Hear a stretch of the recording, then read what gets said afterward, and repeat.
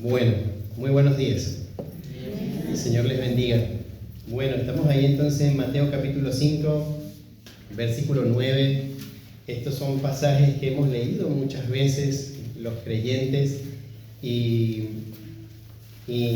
son pasajes que al leerlos los pasamos a veces mucho o muy rápido, muy por alto, hacemos una lectura muy superficial, pero son pasajes que son muy profundos y que nos enseñan mucho, que sobre todo revelan cosas en nuestro corazón de cómo nos estamos conduciendo en este mundo cuando decimos que somos hijos de Dios, cuando decimos que somos creyentes, cuando decimos que hemos sido salvados por la gracia de Dios. Y cuando te enfrentas a este tipo de pasajes te das cuenta de que, wow, hay muchas cosas todavía que el Señor tiene que refinar como al oro en nuestra vida y quitar la escoria de nuestro corazón en cuanto al pecado, con pasajes como estos, ¿no? Entonces es de mucha bendición. El pasaje, voy a leerlo desde el versículo 1 y voy a llegar hasta el 9. Dice así: viendo la multitud, subió al monte, Jesús, y sentándose vinieron a él sus discípulos, y abriendo su boca les enseñaba diciendo: bienaventurados los pobres en espíritu, porque de ellos es el reino de los cielos. Bienaventurados los que lloran, porque ellos recibirán consolación. Bienaventurados los mansos, porque ellos recibirán la tierra por heredad. Bienaventurados los que tienen hambre y sed de justicia, porque ellos serán saciados. Bienaventurados los misericordiosos, porque ellos alcanzarán misericordia. Bienaventurados los de limpio corazón, porque ellos verán a Dios. Y el pasaje donde nos vamos a centrar es en este: bienaventurados los pacificadores, porque ellos serán llamados hijos de Dios. Para ninguno de nosotros es un secreto que vivimos en un mundo marcado por las rencillas, las divisiones, gracias Kenzo, guerras y contiendas. Desde los conflictos internacionales que podemos ver, ¿no?, a través de las noticias, como lo vemos en Ucrania, en Medio Oriente o en el Caribe, hasta las tensiones políticas que dividen naciones, el pecado se manifiesta como la raíz de toda discordia. El pecado se manifiesta como la raíz de toda discordia. Ahí está el problema. Pero si acercamos el lente, ¿no?, hacemos un zoom, ¿verdad?, descubrimos que estas luchas no solo están allá afuera, en todo ese mundo que nos rodea, también se libran en nuestros hogares, en nuestras iglesias locales, en nuestras relaciones más cercanas. Una mirada altiva, un choque de intereses, una murmuración, un malentendido, la desobediencia de un hijo, la frustración con un cónyuge que no cumple su rol según el diseño de Dios. Todo esto puede convertirse en terreno fértil para el conflicto, para la guerra. Y es precisamente en medio de este panorama que Cristo nos llama a ser pacificadores. Mateo capítulo 5, versículo 9, como lo leíamos, declara: bienaventurados los pacificadores, porque ellos serán llamados hijos de Dios. Este llamado no es opcional ni superficial. Es una invitación profunda a reflejar el carácter de nuestro Padre Celestial, el Dios de paz. Aunque como creyentes aún luchamos con la concupiscencia y los deseos egoístas del corazón, Dios nos ha redimido para ser embajadores de su reino, portadores de reconciliación y buscadores diligentes de la paz según sus términos, no los nuestros, mediante el poder transformador del Evangelio. Solo por medio del Evangelio se puede conseguir la reconciliación genuina para con Dios. Y eso va a traer la verdadera paz que el mundo necesita y que cada uno de nosotros necesita. Los creyentes que buscan diligentemente la paz en los términos de Dios, entonces son bienaventurados y son llamados hijos de Dios. Los creyentes que buscan diligentemente la paz en los términos de Dios son bienaventurados y son llamados hijos de Dios. Quisiera orar y así comenzamos entonces a desglosar un poco este pasaje y podamos profundizar en lo que Jesús quiso enseñarle ahí a sus discípulos, a las personas que estaban ahí en el monte, escuchando su enseñanza, pero también esto aplica para nosotros los creyentes. Y si hay alguno aquí que aún no ha puesto su fe y confianza en el Señor Jesucristo, créame, esto lo va a llamar a que pueda revisar su propio corazón para que realmente considere si es o no un hijo de Dios. Vamos a orar. Señor Dios Todopoderoso, gracias por tu palabra.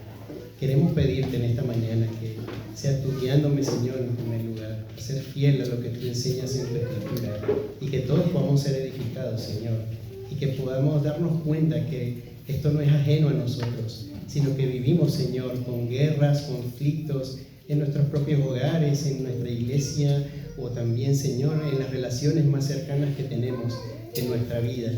Y todo, Señor, por el problema que hay en el corazón, la raíz que hay ahí, que es el pecado. Señor, ayúdanos a que podamos entender esto a lo que tú nos has llamado a ser, Señor, como hijos tuyos, los que hemos creído en ti. Y aquellos que aún no han creído en ti, Señor, que puedan ver que hay una solución en Cristo para poder ser estos pacificadores que tú quieres que seamos, Señor. Así que te damos muchísimas gracias y oramos en el nombre de Jesús. Amén. Bien, ustedes recordarán, pero les recuerdo rápidamente, Mateo, ¿verdad?, está escribiéndole a judíos entre el año 50 y 60 después de Cristo, para mostrarles que Jesús, ¿verdad?, el Mesías, aquel que había venido al mundo, que vivió esa vida sin pecado, que fue crucificado y que resucitó al tercer día, es el Hijo de Dios.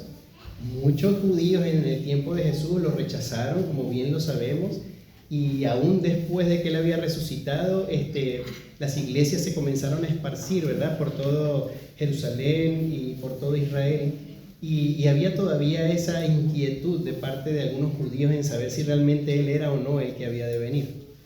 Pero en definitiva Mateo va a mostrarle todas las evidencias, ¿verdad?, a través de esta narrativa de este evangelio, del evangelio de Jesús, a través de la lente de Mateo, ¿no?, explicando tantas cosas acerca del Hijo de Dios. Si uno va desde el primer capítulo, vas a ver la genealogía. Para los judíos esto era algo muy importante, ¿sí?, saber de dónde habías, quién era tu descendencia, quién era tu linaje, quiénes eran tus antepasados, para saber que llegabas hasta aquel primer hombre que había sido creado, que era Adán, ¿no? Y Mateo se dedica precisamente en ese capítulo 1 a mostrarle que Jesús realmente es ese hijo prometido de parte de los profetas y de parte de Dios, obviamente a través de los profetas, para que vieran que Él es el Hijo de Dios, que estaban esperando, ¿verdad?, esa simiente que se le había prometido a Abraham, con la cual todas las naciones serían bendecidas, y también ese descendiente del rey David que gobernaría este mundo por siempre. Entonces, él va a comenzar eso en su capítulo 1, luego de eso vamos a ver el nacimiento de Cristo, ¿no?, con todas esas maravillas, con esos ángeles, ¿verdad?, apareciéndole a los pastores y mostrándole que ahí había nacido el Hijo de Dios, quien no escatimó ser Dios, sino que se despojó a sí mismo de toda su gloria y vino a nacer, ¿verdad?, en un pesebre, en el lugar más humilde que podía nacer. Ahí nació el Rey de todo el universo y estaba ahí en medio de ellos, y reyes del oriente, ¿verdad?, sabios del oriente vinieron para honrarle. Estos hombres probablemente aprendieron cuando muchos judíos estuvieron en Babilonia y en todos estos lugares acerca del Mesías, y cuando vieron las señales vinieron gozosos a ver a este Mesías, y ahí vieron al Señor Jesús siendo un niño. Pero Jesús no se quedó como un niño, creció, ¿verdad? Y él se presentó ante Juan el Bautista, quien es puesto por Dios como el que iba a preparar el camino del Señor para que Jesús, ¿verdad?, ya fuera directamente a proclamarles la salvación, el evangelio a estas personas y creyesen en él. Juan hizo un trabajo bien efectivo porque incluso algunos de sus discípulos siguieron a Jesús. Y después de eso, cuando Jesús se bautizó, bueno, el Espíritu Santo de Dios lo guió hasta el desierto para ser tentado por Satanás. Y lo mejor de todo eso es que el Rey de Reyes estaba siendo tentado, pero ¿qué pasó? No pecó en ninguna manera, sino que fue obediente a Dios y se sujetó a la palabra de Dios para mostrar, ¿no? Allí que Él es el Hijo de Dios, que la palabra de Dios es viva, es eficaz, es poderosa, y que así como Él, quien tenía ahí el Espíritu, podía vencer el pecado, los creyentes también por el poder del Espíritu pueden tener esa victoria. Y Él principia su ministerio, ¿no? Habiendo pasado la prueba, digamos, comienza su ministerio allá en Galilea predicando el evangelio del reino en toda esa zona y comienza a llamar a los discípulos, a Andrés, a Simón, que después es llamado Pedro, a Juan, ¿verdad? A Jacobo y a algunos de los demás, y comienza a sanar enfermos y a manifestar su gloria, ¿no? En todos estos lugares, y muchas personas comienzan a seguirlo. Y era inevitable ver que un hombre podía sanar a un enfermo de una manera instantánea, sin ningún tipo de medicamento ni nada de esas cosas, o levantar a un cojo, ¿verdad?, que no podía caminar y que pudiera caminar y estar de pie, o un ciego poder ver. Era algo glorioso. Así que había que prestar atención entonces a este hombre. Este hombre tiene algo especial. ¿Este hombre de dónde vino? Bueno, nosotros conocemos la historia. Él es el Hijo de Dios, ¿verdad? Y vino a este mundo a manifestar la gloria de Dios y a ejecutar el plan de salvación que Dios había preparado desde la eternidad, ¿no? A través de Cristo, con su muerte, con su vida, muerte y resurrección. Ahora, llega a este punto donde, bueno, Él ve a la multitud, ¿verdad? Y, bueno, sube al monte y Él quiere enseñarle a sus discípulos que ya Mateo está mostrando ahí, Él es el rey. Este rey, por supuesto, tiene un reino. Ese reino se va a manifestar en un tiempo futuro, ¿verdad? Que va a ser ese reino milenial donde Cristo va a gobernar con vara de hierro. Pero sin embargo, Jesús va a enseñar cómo es la ética o las directrices o la forma en la que las personas deben vivir en su reino. ¿Cómo va a ser las características de estas personas, el comportamiento, la conducta y el pensamiento de los que forman parte de su reino? Y por eso Él comienza con la enseñanza de las bienaventuranzas, ¿no? De las bienaventuranzas. Entonces, haciendo todo ese contexto decimos, ok, entonces esto es importante, hay que escucharlo. ¿Por qué? Porque Jesús me va a decir cómo va a ser su reino, no solamente en el futuro, sino también en el pequeño reino o embajada en la cual nos encontramos. ¿Dónde es eso? La iglesia de Cristo. ¿Sí?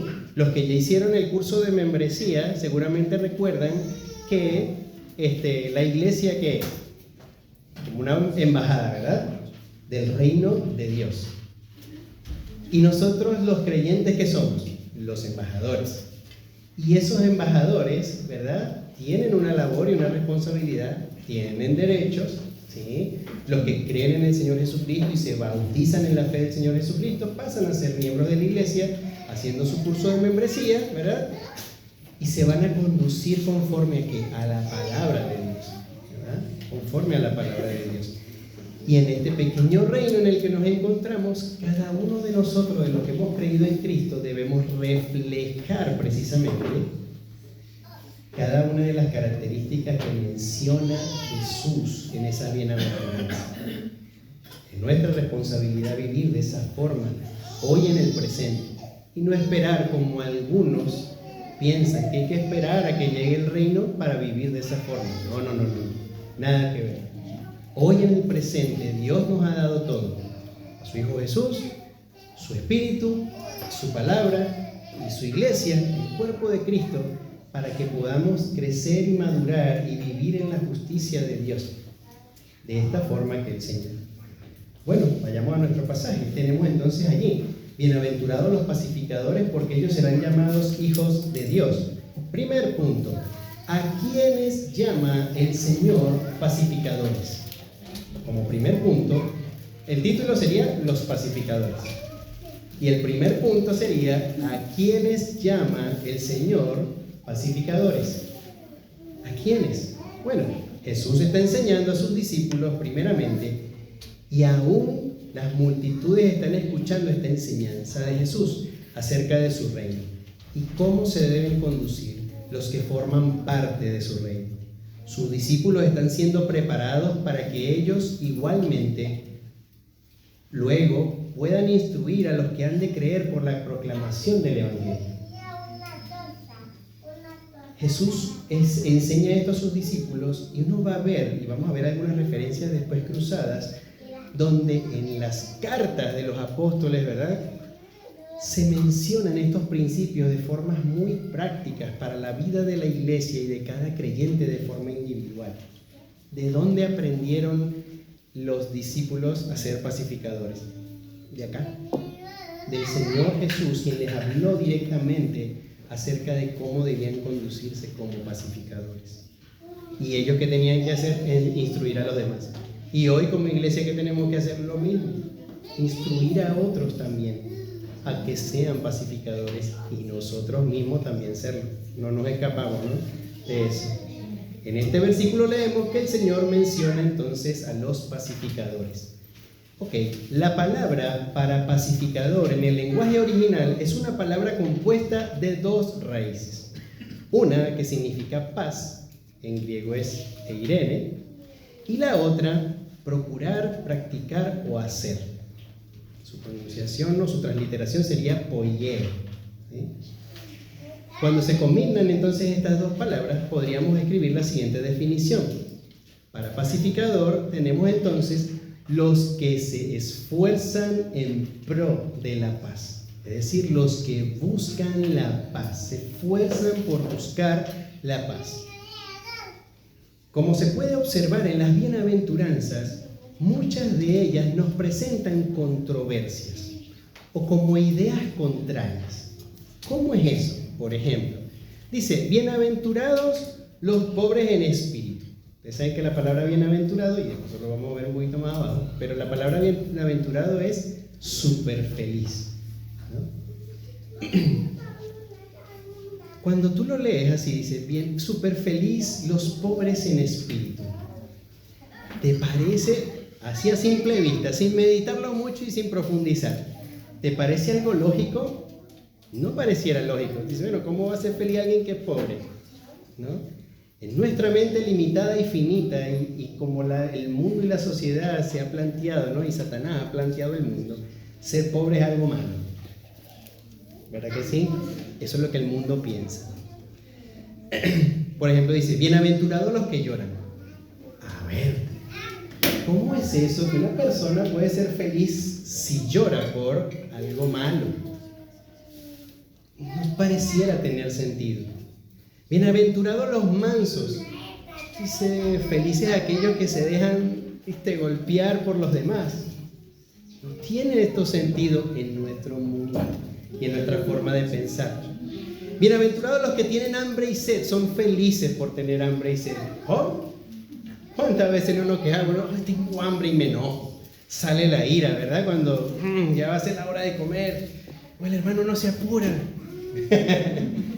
Nos enojamos, no, bienaventurados, hermano, si tenemos hambre y sed. Dice: bienaventurados los que padecen persecución. ¿Cómo?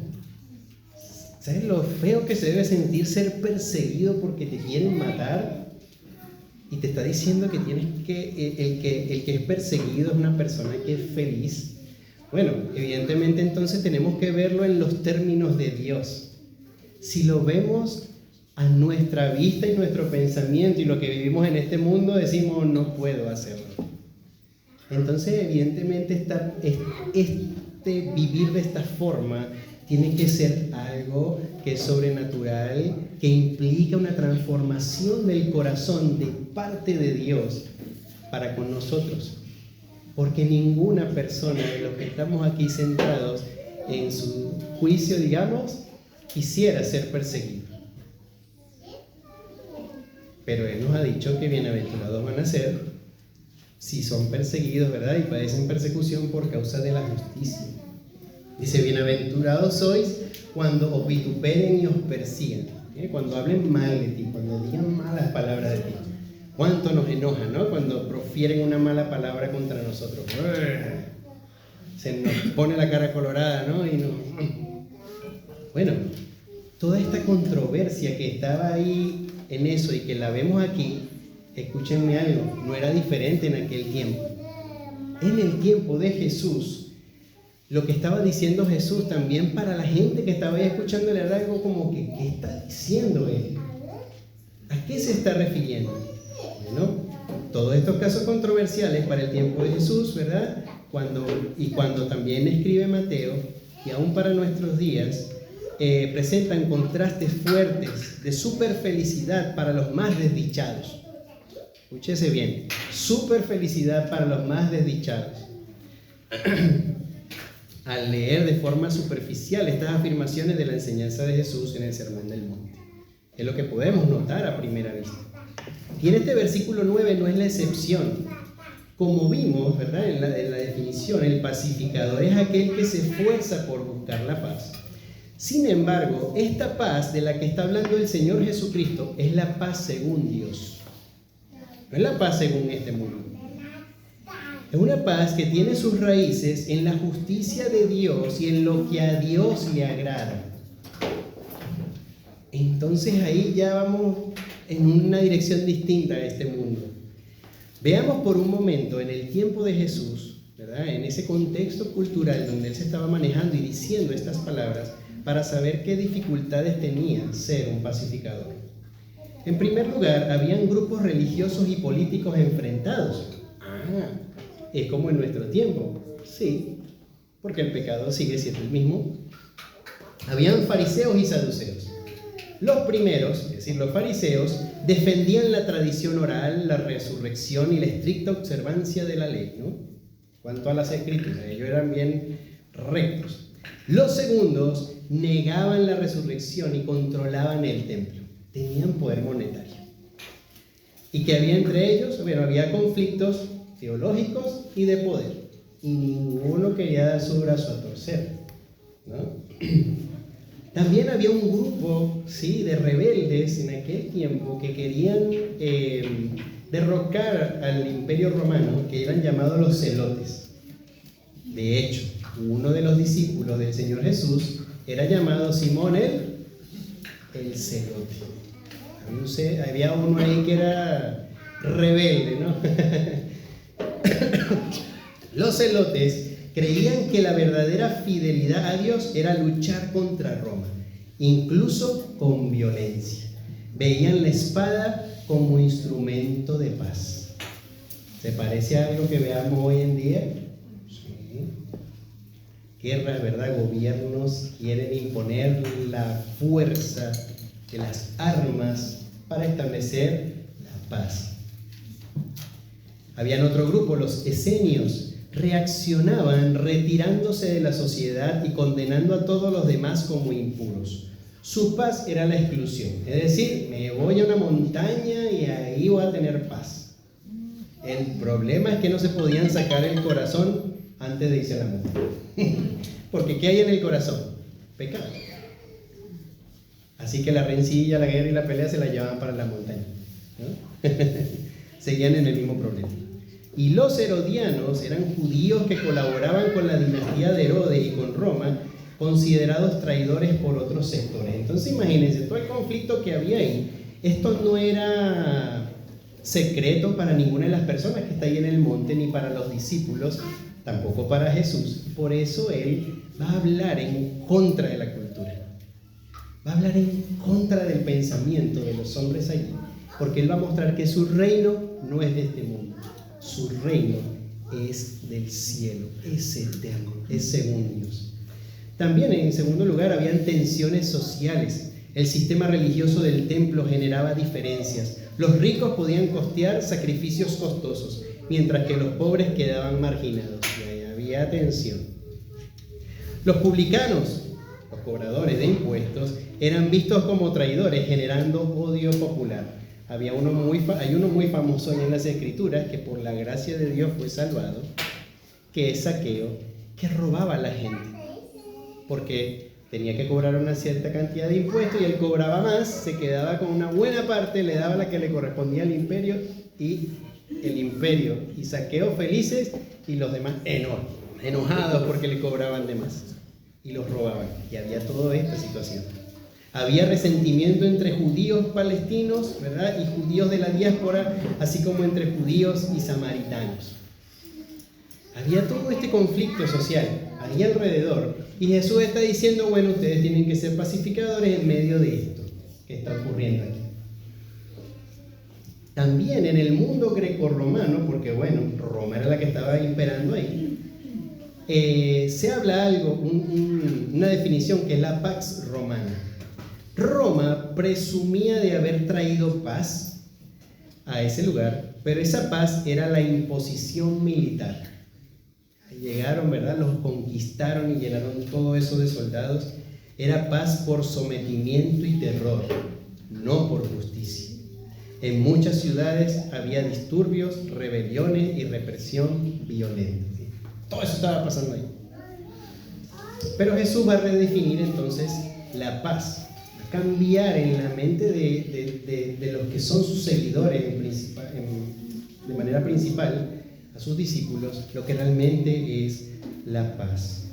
No es control por la fuerza, no es nada de esto de lo que querían hacer, sino la reconciliación basada en el carácter de Dios y en la obra que Dios iba a hacer a través de Cristo.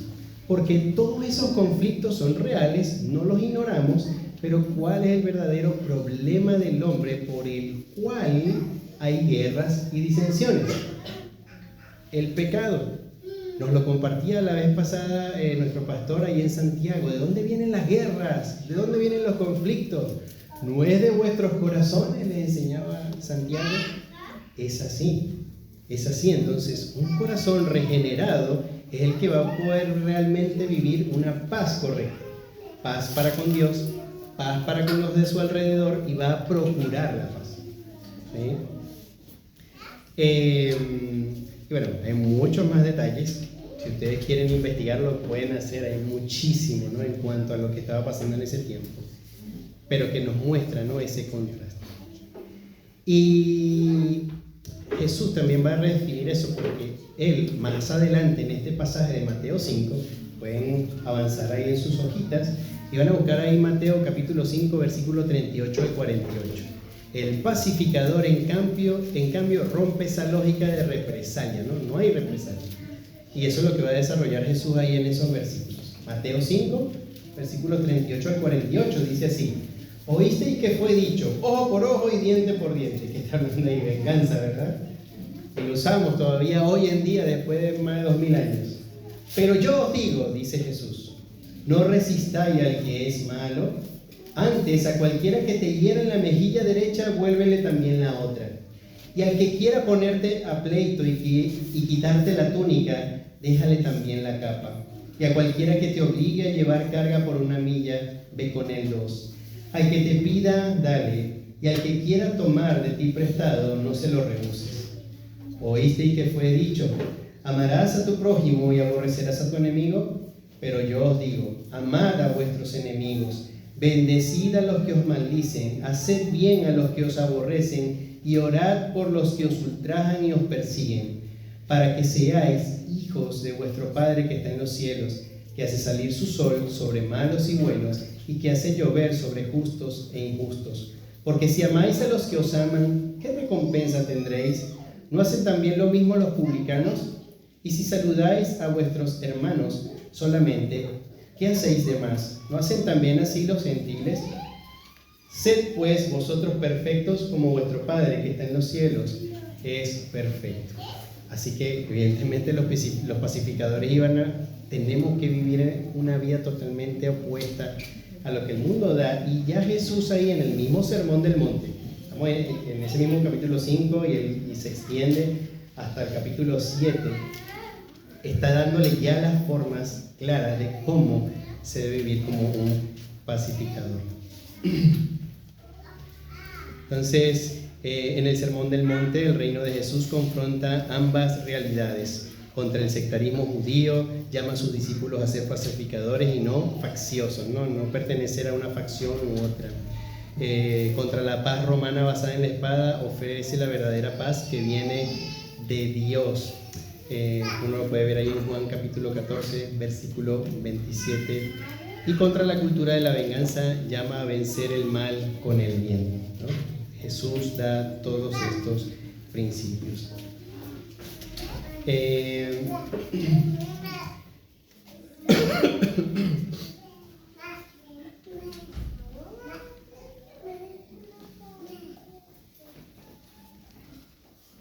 Dice,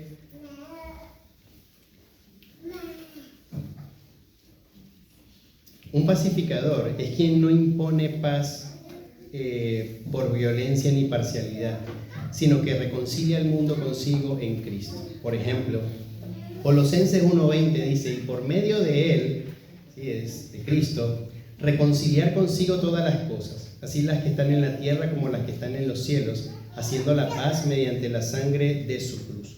La única forma de que haya una reconciliación para con Dios, y era una de las cosas que le explicaba a los niños esta mañana, por causa del pecado que tenemos en nuestro corazón, desde el momento en que nacemos, somos enemigos de Dios.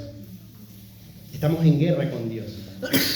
Y la única forma de que haya una reconciliación verdadera entre el hombre pecador y Dios es la obra que Cristo hizo. El derramamiento de sangre de Cristo en la cruz hizo posible que personas pecadoras como ustedes y como yo, ¿sí?, podamos ser perdonados y reconciliados con Dios por siempre. Solo mediante la fe, ¿sí?, por la gracia de Dios. Entonces, Dios hizo ese plan por medio de Jesús para que por medio de él pudiera reconciliar consigo. O sea, Dios reconcilia consigo todas las cosas por medio de la sangre de la cruz de Cristo. Ahí viene la paz verdadera. Efesios capítulo 2, versículos 11 al 17, si quieren anoten, yo se los leo, dice, por tanto acordaos de que en otro tiempo vosotros, los gentiles en cuanto a la carne, erais llamados sin circuncisión por la llamada circuncisión hecha con mano en la carne. En aquel tiempo estabais sin Cristo, alejados de la ciudadanía de Israel y ajeno a los pactos de la promesa, sin esperanza y sin Dios en el mundo. Pero ahora en Cristo Jesús, vosotros que en otro tiempo estabais lejos, habéis sido hechos cercanos por la sangre de Cristo. Porque Él es nuestra paz, que de ambos pueblos, judíos y gentiles, hizo uno, derribando la pared intermedia de separación, aboliendo en su carne las enemistades, la ley de los mandamientos expresado en ordenanzas, para crear en sí mismo de los dos un solo y nuevo hombre, haciendo la paz, y mediante la cruz, lo vuelve a decir aquí en Efesios, reconciliar con Dios a ambos en un solo cuerpo, matando en ella las enemistades, y vino y anunció las buenas nuevas de paz a vosotros que estabais lejos y a los que estaban cerca, porque por medio de él los unos y los otros tenemos entrada por un mismo espíritu al Padre. Entonces la reconciliación es en Cristo. Habían antes dos pueblos, ¿verdad? Los judíos por un lado, los gentiles que estaban creyendo en el Evangelio, y había conflicto en eso. De hecho, en Hechos capítulo 6 vamos a ver cómo los griegos, ¿verdad?, los creyentes griegos, que eran gentiles, acusaron a los creyentes judíos de que no estaban atendiendo en las mesas a las viudas griegas. Había esa tensión y esa división en medio de la iglesia, ahí en Hechos capítulo 6. ¿Y esto por qué era? Bueno, porque ellos pensaban que eran como pueblos aparte. Pablo va a ordenar eso ahí en la carta a los Efesios, precisamente diciéndole, no, o sea, Dios, por medio de su Hijo Jesucristo, hizo un solo pueblo, ¿sí? Judíos y gentiles ahora están juntos por la sangre de Cristo. Es un solo cuerpo. Cristo no tiene dos cuerpos, tiene uno solo, ¿sí? Y en ellos han sido puestos todos los que creen en Él, tanto judíos como gentiles. Así que eso en cuanto a los pacificadores y cómo los pacificadores, bueno, pueden ser esto, ¿no? Es necesaria la reconciliación con Dios. Ahora, también en el pasaje Mateo 5:9, dice que son bienaventurados, porque dice, bienaventurados los pacificadores. Entonces, en el segundo punto sería, bueno, los pacificadores son bienaventurados. ¿Sí? Lo puede escribir de esa forma. Los pacificadores son bienaventurados. Jesús enseña que los pacificadores son bienaventurados. La palabra bienaventurados en el idioma original expresa o se refiere a alguien súper feliz, muy bendecido, receptor de las bendiciones de Dios. ¿Sí? No cualquier bendición, sino de las bendiciones de Dios. Pero el contraste con lo que en su tiempo y en el nuestro podemos entender como superfelicidad se va a ver claramente, ¿no? Por el carácter y la forma de actuar de estos bienaventurados. Veamos algunos ejemplos, ¿no? Nosotros habíamos leído ya Mateo capítulo 5, versículos 38 al 48, donde vemos que Jesús le demanda a los discípulos, ¿verdad? Y a los que van a ser parte de su reino, que van a vivir de forma contraria. ¿Cómo? Bueno, si le pedían la capa, que la entregase. Si le pedían que fueran con ellos 1 milla, irían 2. Si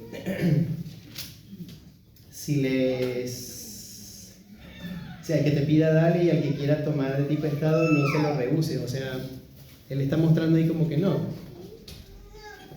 Vive de manera contraria a ser egoísta, ¿no? Y una persona bienaventurada, un pacificador bienaventurado, es aquel que, por ejemplo, no busca contienda. Romanos capítulo 12, versículo 18 dice, si es posible, le dice Pablo a los romanos, si es posible, en cuanto dependa de vosotros, estad en paz con todos los hombres. Si es posible, en cuanto dependa de vosotros, estad en paz con todos los hombres. ¿Sí? El pacificador entonces, ¿verdad?, es bienaventurado porque no busca contienda. Anda buscando la pelea, la rencilla, ¿no? Sino que procura más bien estar en paz con todos. El pacificador es bienaventurado porque soporta las ofensas de los demás y perdona a los demás de la manera que Cristo lo hizo. ¿Dónde vemos eso? Colosenses capítulo 3, versículo 13 dice, soportándoos unos a otros y perdonándonos unos a otros, si alguno tuviere queja contra otro. Entonces, de la manera que Cristo os perdonó, así también hacedlo vosotros. El pacificador tiene la iniciativa de perdonar, aun cuando todavía no le han pedido perdón, sino que va y perdona. Si hay alguien que le ha ofendido o alguien que ha hecho algo en su contra, debe perdonar. El pacificador bienaventurado es aquel que se para firme por la verdad de Dios y que con mansedumbre y amor presenta defensa de la fe con el propósito de edificar al oyente y no de ganar el debate. Nosotros como pacificadores no estamos llamados a ir a ganar debates con la gente, sino defender la verdad con mansedumbre. Dice primera de Pedro 3:15, sino santificad a Dios el Señor en vuestros corazones y estad siempre preparados para presentar defensa con mansedumbre y reverencia ante todo el que os demande razón de la esperanza que hay en vosotros. Yo no sé si a usted le ha pasado, pero hay personas, ¿verdad?, que cuando saben que uno es creyente, se preparan así como con un montón de lanzas y bueno, vienen con todo diciendo, mira, ¿y por qué tú eres cristiano? ¿Y por qué Dios no hizo tal cosa? ¿Y por qué Dios no hizo? Empiezan a juzgar un montón de cosas y en ese momento el resto del pecado que queda en nuestro corazón comienza a removerse allá adentro. El deseo de nosotros es o que el Señor lo ilumine o que el Señor lo elimine, ¿no? No está bien eso. Nosotros, ¿qué tenemos que hacer según lo que Pedro dice allí? Presentar defensa, ¿cómo? Con mansedumbre. ¿Sí? No podemos decir, no, mira, pero es que el Señor, yo sé que tú amas a tu Señor y eso está bien, y te enardece cuando hablan mal de tu Señor, pero ¿cómo nos manda Él a hablar? Con mansedumbre y reverencia. ¿Por qué? Porque también en otra parte de la Escritura me dice que yo debo de estimar a todos los demás como superiores a mí mismo. Es que es más, incluso Jesús no vino aquí a ponerse a ganar debate con la gente. El que lo rechazaba, Jesús ni le contestaban. Pero los que sí escuchaban a él y le clamaban, él iba y les atendía. Nosotros tenemos que aprender de Cristo eso y de sus discípulos también. El bienaventurado es aquel que no niega a Jesucristo, escuchen bien, para quedar bien. Ese pacificador es bienaventurado porque no niega a Jesucristo para quedar bien, sino que está dispuesto a ser aborrecido por causa del nombre de Cristo. Pues se debe temer solo a aquel que puede destruir el alma y el cuerpo en el infierno. Pues Cristo dice de sí mismo que no vino a traer la paz, sino la guerra. Esto es por causa de su nombre y del Evangelio. Y eso es interesantísimo. Jesús le está diciendo ahí en el Sermón del Monte que ellos deben ser pacificadores, que no deben procurar la guerra, ni buscar la pelea. Pero Jesús más adelante en el capítulo 10 de esa misma carta de Mateo le va a decir, yo no he venido a hacer la paz, sino que vine a traer división. Y tú dices, ¿qué pasó con lo de ser pacificador? Bueno, pero es que él no viene a fomentar la división o la guerra como el mundo lo hace, por motivos egoístas, sino porque él viene a hablar la verdad. Y es la verdad la que va a producir la contienda, la que va a producir que la nuera con su suegra se peleen. Porque cuando una es creyente y la otra no, y saque la verdad y diga, pero suegra, mire, yo estoy criando a mis hijos de esta manera y la palabra de Dios dice que yo debo disciplinarles en el temor del Señor y le tengo que dar chachás. Entonces la suegra por allá que no es creyente o que no ha firmado esa convicción en su corazón le dice no, y empieza la batalla por el nieto. ¿Sí? Bueno, esas cosas yo las he visto. Veo las caras extrañas, bueno, eso no pasa. Pero sí. Entonces, o del padre con el hijo con el padre. Ustedes pueden ver estos pasajes, anótenlos ahí, léanlos en casa y vean esto, ¿no? Mateo capítulo 10, versículo 16 al 24, 26 al 33 y del 34 al 39. En ese capítulo, él va a mostrar esto. Él vino a traer la verdad y solamente por medio del Evangelio y su verdad es que va a haber una verdadera paz en nosotros. La paz no es conforme a nuestros deseos, ¿verdad?, egoístas y pecaminosos, sino que la paz verdadera está en esa reconciliación con Dios. Cuando tenemos paz con Dios, estamos tranquilos. Mira, se puede caer el mundo. No te preocupes, si estás en paz con Dios, es lo mejor que puede ser. Entonces los creyentes podemos ser y considerarnos por Dios bienaventurados cuando vivimos estas dinámicas. Les mencioné solo algunas, pero en las Escrituras hay un montón, ¿sí?, de dinámicas en cuanto a ser un pacificador. De buscar la paz en cuanto dependa de nosotros, siendo fieles al Señor, a su palabra, a su evangelio y a su justicia. Y como tercer punto tenemos, los pacificadores son llamados hijos de Dios. Y en el pasaje lo dice, bienaventurados los pacificadores, porque, ¿no? Y va a dar la razón, la explicación. ¿Por qué son bienaventurados los pacificadores? Bueno, porque ellos serán llamados hijos de Dios. Y esto también es interesante. Dice, ser llamados hijos de Dios no tiene que ver con que ser pacificador me hace ser un hijo de Dios. ¿Sí? Hay que hacer una aclaración ahí. Porque podríamos decir, entonces yo puedo llegar a ser un hijo de Dios por medio de las obras. En ninguna manera, ¿no? La palabra de Dios establece claramente que para ser hecho hijo de Dios hay que arrepentirse y creer en la persona y obra del Señor Jesucristo. Si no, lea Juan 1:12 que dice, mas a los que le recibieron, a los que creen en su nombre, les dio potestad de ser hechos hijos de Dios. Así que la palabra llamado acá tiene como objetivo de parte de Dios indicar o señalar a aquellos que habiendo nacido de nuevo viven en pensamiento, palabras y acción de una manera que imitan a su Padre en cuanto a buscar la paz. ¿Sí? Son imitadores de Dios. Son imitadores de Dios. Hablan la verdad, no buscan la contienda, la batalla ni la riña, sino que buscan la paz. Vemos un ejemplo de esta palabra que se utiliza ahí mismo en Mateo capítulo 2, versículo 23, de llamado, ¿no? Para que nos quede claro allí. En el capítulo 2, versículo 23, en la hojita anterior, dice: y vino y habitó en la ciudad que se llama Nazaret, para que se cumpliese lo que fue dicho por los profetas, que había de ser llamado Nazareno. ¿Qué quiere decir esto? Bueno, que esa era la ciudadanía de Jesús aquí en la tierra. Él era un nazareno porque era de Nazaret. Por eso era llamado de esa forma. Entonces esto tiene que ver con lo que él está relacionado. En este caso, su ciudadanía en ese pasaje.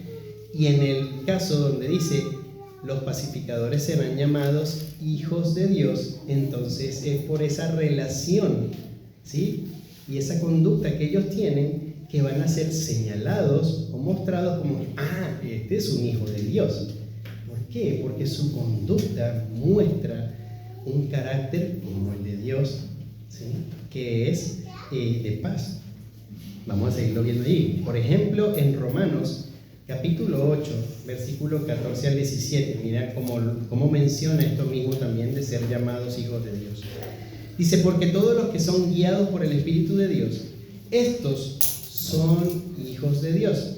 Pues no habéis recibido el espíritu de esclavitud para estar otra vez en temor, sino que habéis recibido el espíritu de adopción, por el cual clamamos: Abba, Padre. El Espíritu mismo da testimonio a nuestro espíritu de que somos hijos de Dios.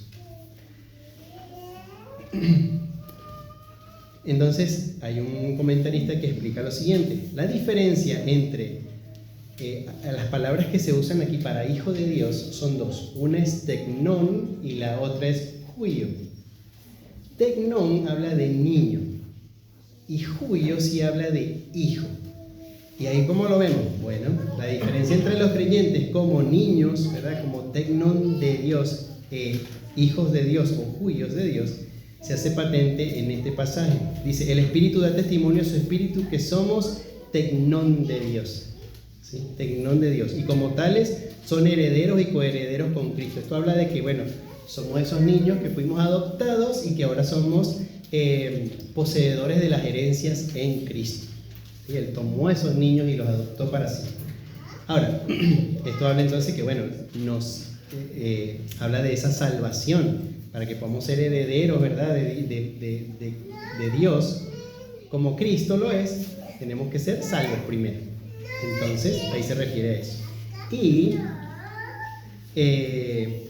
ello pone el acento sobre su nacimiento espiritual. Por otra parte, dice: todos los que son guiados por el Espíritu de Dios, estos son hijos, ahí usa la palabra huios de Dios. Esto es, estos y no otros. Es decir, los que tienen las características de Dios, de vivir a la manera de Dios, son únicamente los que han sido salvados por la gracia de Dios, ¿sí? Entonces, creo que queda bastante claro ahí que no es que llegamos a ser hijos de Dios por obras, sino que una vez que hemos sido salvados por la gracia de Dios, vivimos en esas obras que nos identifican o nos caracterizan como hijos de Dios, ¿sí? Entonces, bienaventurados los pacificadores, porque serán llamados hijos de Dios.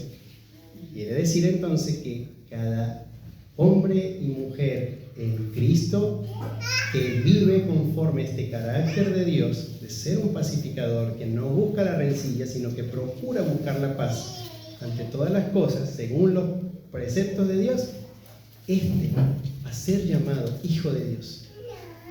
En cualquier lugar donde nosotros nos encontremos y vivamos de esta forma, seremos llamados hijos de Dios. Lucas 6:35 dice: amad pues a vuestros enemigos y haced bien y prestad. Está hablando también de los pacificadores, de esta característica: no esperando de ello nada, y será vuestro galardón grande, y seréis hijos del Altísimo, porque Él es benigno para con los ingratos y malos. Primera Juan 3:1 dice: mirad cuál amor nos ha dado el Padre para que seamos llamados hijos de Dios. Por esto el mundo no nos conoce, porque no le conoció a Él. Así que en resumen, Jesús está diciendo a los discípulos y a las personas que estaban allí en el monte: súper felices, dichosos los que procuran diligentemente la paz, porque así podrán ser identificados como hijos de Dios, pues así muestran su semejanza o parecerse a su Padre Dios. Ahora, con todo esto que hemos visto, ¿de qué manera entonces podemos aplicar esto, ¿no?, en nuestra vida? Bueno, veámoslo en cuanto a nuestra relación con Dios. Bueno, lo primero que tenés que hacer es examinar tu corazón. Examina tu corazón y hacete la pregunta, o escucha, ¿gozás de paz con Dios por medio de Cristo o todavía estás peleado con Él? ¿Gozás de paz de Dios por medio de Cristo o estás aún peleado con Él? Romanos capítulo 5, versículo 1 dice esto: justificados pues por la fe, tenemos paz para con Dios por medio de nuestro Señor Jesucristo. La paz verdadera comienza con la reconciliación con Dios. ¿Sí? La paz verdadera comienza con la reconciliación con Dios. Así que examina tu corazón. Busca diariamente esa paz. ¿Cómo? Bueno, confesando pecados y descansando en la gracia de Cristo. ¿Por qué? Bueno, si el pecado nos mantuvo separados de Dios, pero bueno, reconozco que sí, Dios hizo su obra y me salvó. Bueno, Juan en su primera carta nos dice que si decimos que no tenemos pecado, somos mentirosos. Él más bien nos dice, si tienes pecado, siendo un creyente, ve y confiesa. ¿Sí? En primera de Juan 1:9, cuando dice confesados, ¿sí? Confiesan sus pecados y Él es fiel y justo para perdonar nuestros pecados y limpiarnos de toda maldad. E incluso Hebreos capítulo 3, versículo 12 al 13 también, el escritor a los hebreos llama a los hebreos creyentes a que ellos vayan, entre tanto que se dice hoy, se exhorten unos a otros para que su corazón no sea endurecido por el engaño del pecado. Ellos tenían que ir y confesar pecados, porque si no vas a estar en rencilla con Dios, vas a estar en guerra con Dios, ¿no? Ahora, en relación a la vida de la iglesia, ¿de qué manera podemos aplicar esto? Bueno, resolviendo los conflictos de manera bíblica. Si hay alguna diferencia, alguna rencilla, conflicto, algo con tu hermano, bueno, practica lo que dice Mateo capítulo 18, versículo 15 al 17, que si tu hermano tiene algo contra ti, ¿verdad? O contra vos, ve con él y habla las cosas, ¿sí? Ve y busca a tu hermano y arregla la situación. Busca la restauración y no la división, ¿sí? Busca la restauración y no la división. Tenemos que también, en medio de la iglesia, bueno, cuidar nuestras palabras,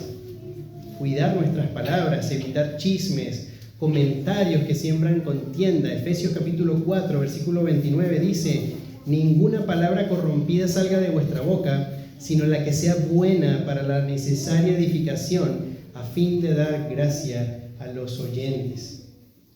Dios nos ha llamado a ser pacificadores en nuestra iglesia y nosotros tenemos que entonces hablar palabras que produzcan edificación, ¿sí? Y no contienda. Y promover la unidad, ¿no? Cada uno de nosotros estamos llamados a eso, a promover la unidad. Interesarse más en edificar al hermano que en ganar la discusión, ¿sí? Interesarnos más por edificar a nuestro hermano y no en ganar la discusión. Romanos 14, 19 dice: así que sigamos lo que contribuye a la paz y a la mutua edificación. Romanos capítulo 14, versículo 19. En el ámbito de la familia también tenemos aplicaciones. Bueno, debo cultivar la paz en el hogar, ¿sí? ¿Cómo lo hacemos? Bueno, pedir perdón rápido.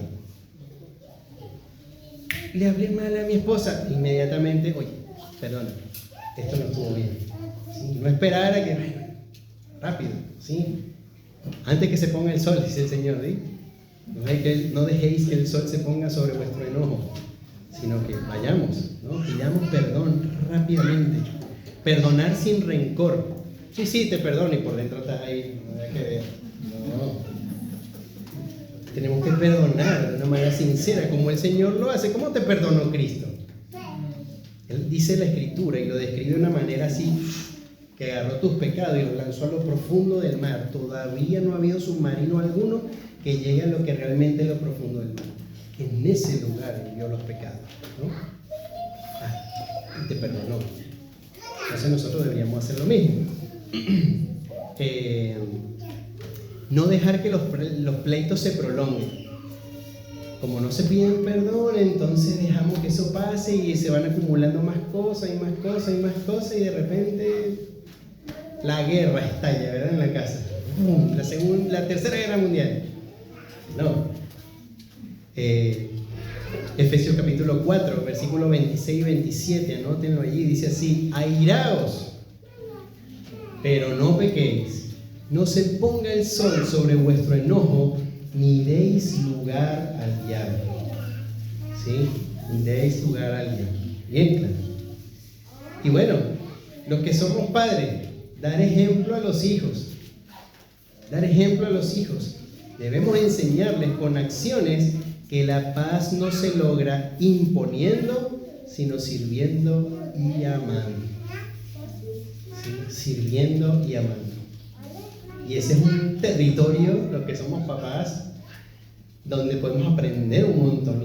Y el Señor lo ha puesto ahí como un medio de gracia para que crezcamos en eso. En nosotros ver nuestro corazón, cómo tratamos los conflictos, cómo tratamos las guerras, si estamos siendo o no pacificadores como Dios quiere, y enseñarles a ellos también a que puedan hacerlo a la manera de Dios. Y bueno, en un cuarto ámbito podría ser en el trabajo y la sociedad, en las relaciones donde me encuentro.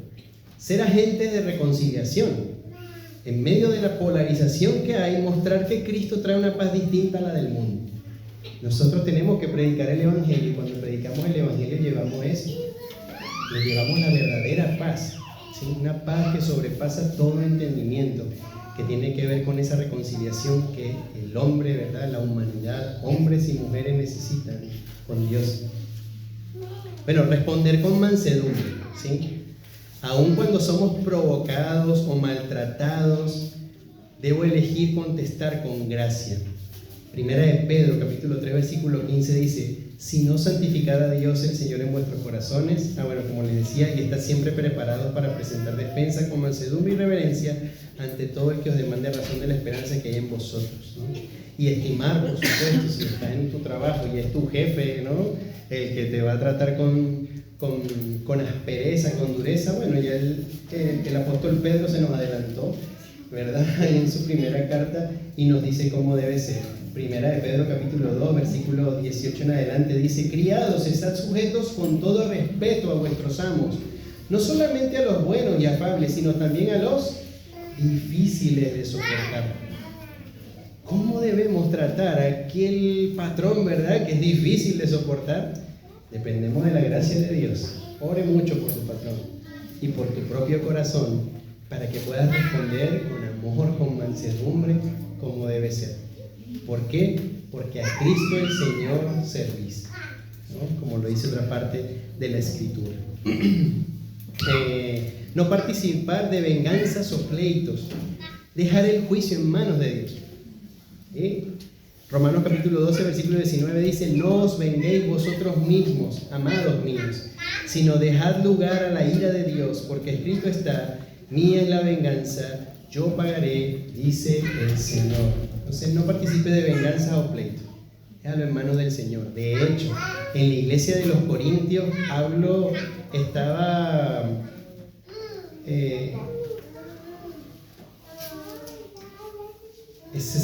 mal y en cierto modo con un enojo santo, en el sentido de que los creyentes tenían problemas entre ellos y estaban tratando de resolverlos ¿dónde? En los juzgados de los incrédulos. Y él les dice: ¿acaso en medio de ustedes no hay hombres sabios que puedan ayudarles a resolver este problema? O sea, tienen que ir a llevarlo a los incrédulos. Está mal, estamos haciendo las cosas al revés, les decía Pablo. Entonces, claro, no tenemos que ir a buscar rencillas, sino dejarle a Dios que haga justicia. Quinto, bueno, y en lo personal, ¿no? En lo personal, viendo nuestro propio corazón, practicar la paz, ¿no?, en nosotros. Dice: confiar en la soberanía de Dios aún en medio de la ansiedad y la incertidumbre. Filipenses capítulo 4, versículos 6 y 7 dice: por nada estéis afanosos, sino sean conocidas vuestras peticiones delante de Dios en toda oración y ruego, con acción de gracias. ¿Y qué más dice? Y la paz de Dios, que sobrepasa todo entendimiento, guardará vuestros corazones y vuestros pensamientos en Cristo Jesús. Hay algo que está trayéndote incomodidad en tu corazón, el pecado te está abrumando, situaciones externas a ti están haciendo que estés afanado y haya ese conflicto allá adentro. ¿Qué necesitas? Paz. ¿Y de qué manera la podemos conseguir? Bueno, clamando al Señor que traiga esa paz, yendo con nuestros ruegos y nuestras oraciones a Él para que Él se encargue, ¿sí? Para que Él nos ayude. Y bueno, otra cosa que podemos hacer personalmente es revisar las motivaciones. ¿Estoy buscando mi paz egoísta o la paz que refleja a Cristo, ¿no? En cualquier situación en la que me encuentre, ¿estoy buscando mi paz egoísta, o sea, para mi beneficio, o estoy buscando la paz que refleja a Cristo?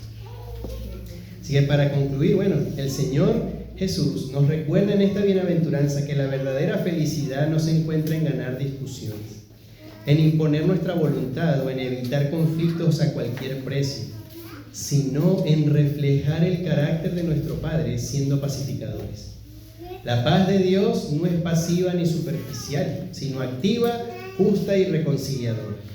Por eso, los que han sido reconciliados con Dios en Cristo ahora viven como instrumentos de esa paz, en la iglesia, en sus hogares y en el mundo.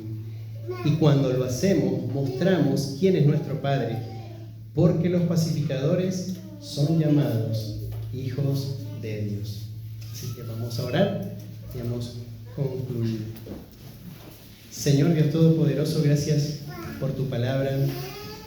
Gracias Dios porque por medio de ella usted nos hace ver cómo estamos andando, Señor. Si estamos siendo pacificadores, si estamos buscando la paz, si estamos procurando la paz en medio, Señor, de las situaciones en nuestros hogares, en la iglesia, en los lugares donde nos desenvolvemos, nuestro trabajo, escuela, en la calle, incluso con nuestros familiares, en las relaciones más cercanas que tengamos, Señor. ¿De qué manera nos estamos conduciendo? ¿Qué nos motiva en el corazón a buscar la paz? ¿El egoísmo o realmente mostrar tu carácter, Dios? Reflejar que somos hijos tuyos. Señor, y si hay alguno aquí que aún esté en guerra contigo, Dios, ayúdale, Padre, a que vaya al arrepentimiento, que pueda arrepentirse de sus pecados, que pueda entender que solamente en Cristo podemos tener reconciliación contigo, Padre. Solamente por la obra expiatoria de nuestro Señor Jesucristo, que murió en la cruz y pagó por nuestros pecados, es suficiente y únicamente y exclusivo para poder ser hijos tuyos, Dios, y reflejar este carácter en el mundo.